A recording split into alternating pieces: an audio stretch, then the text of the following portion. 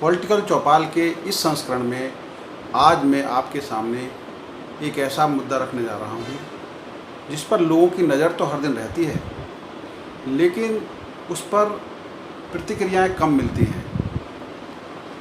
आज मैं आपके सामने रख रहा हूँ एक ऐसा मुद्दा जिसमें राज्य सरकारों की और प्राधिकरण की कार्यशैली की झलक मिलती है।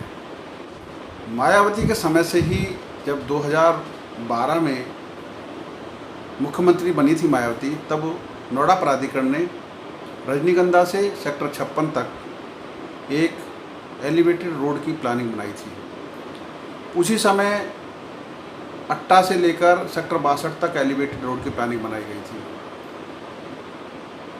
और ऐसे कई प्लानिंग बनाई थी। तब नोएडा प्राधिकरण में धीरे धीरे अधिकारी बदलते गए और उस प्लानिंग को पार्ट में रिलीज किया जाने लगा। अट्टा से लेकर सेक्टर 62 तक एलिवेटेड रोड बन चुका है। इस समय अग्घापुर से लेकर हौजरी कॉम्प्लेक्स तक एलिवेटेड रोड बनाने की प्रक्रिया चल रही है, उस पर काम चल रहा है तेज़ी से। सेक्टर 71 पर अंडरपास का काम चल रहा है इस समय।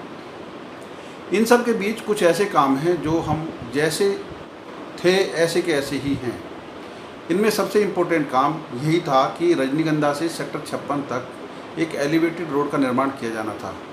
उसके लिए 2015 में उत्तर प्रदेश के तत्कालीन मुख्यमंत्री अखिलेश यादव ने एक पत्थर लगाया। वह पत्थर आज भी 12/22 चौराहे पर लगा हुआ है और उस पत्थर पर लिखा हुआ है कि इस तारीख को उत्तर प्रदेश के मुख्यमंत्री ने नए प्रस्तावित एलिवेटेड रोड का शिलान्यास किया। और अब 2021 का जून का महीना चल रहा है, 2022 में चुनाव होने हैं, तो जनता से जुड़े ऐसे प्रोजेक्ट पर कुछ सवाल उठाना लाजमी है। मेरा सवाल यह है कि क्या 2015 में जब अखिलेश यादव मुख्यमंत्री थे, तब अधिकारियों ने इस शिलान्यास से पहले एलिवेटेड रोड का होमवर्क किया था या नहीं किया था? अगर होमवर्क किया था तो क्या प्रस्ताव पारित किया गया था, प्रोजेक्ट कंप्लीट, उसकी डीपीआर बना ली गई थी, टेंडर की प्रक्रिया थी, या सिर्फ प्लानिंग का एक हिस्सा था? अगर वो प्लानिंग का हिस्सा था तो 2015 से 2017 तक, जब 2 साल तक सरकार रही समाजवादी पार्टी के उत्तर प्रदेश में, तो फिर इस एलिवेटेड रोड पर 2 साल के अंदर काम क्यों नहीं हुआ? यह सवाल मैं इसलिए पूछ रहा हूँ कि अब चुनाव आएंगे और नेता सवाल उठाएंगे, जनता जवाब पूछेगी, लेकिन नेता वही कहेंगे कि मौजूदा सरकार ने कुछ नहीं किया। मैं मौजूदा सरकार पर भी ये सवाल उठाता हूँ, लेकिन सबसे पहले मैं उस अखिलेश सरकार पर सवाल उठाता हूँ जिसने 2015 में इस एलिवेटेड रोड का शिलान्यास तो किया, लेकिन 2 साल तक इसका निर्माण क्यों नहीं हुआ? यह एक बड़ी बात है। दूसरी बात, 2017 में जब नई सरकार बन गई तो इस सरकार ने अब 4 साल, 4.5 साल होने जा रहे हैं, इस प्रोजेक्ट को किस लिए रोका? क्या यह प्रोजेक्ट अखिलेश यादव की सरकार ने शिलान्यास किया था इसलिए रोका, या इस प्रोजेक्ट में कोई तकनीकी कमी थी इस वजह से रोका? क्या इसकी ज़रूरत है या नहीं है?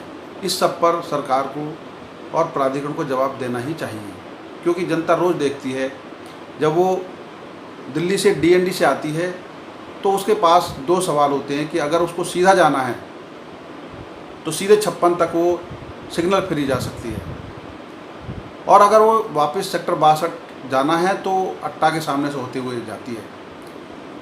तो इस प्रोजेक्ट पर काम क्यों नहीं हुआ, इसका मैं सवाल आप पर छोड़ता हूँ।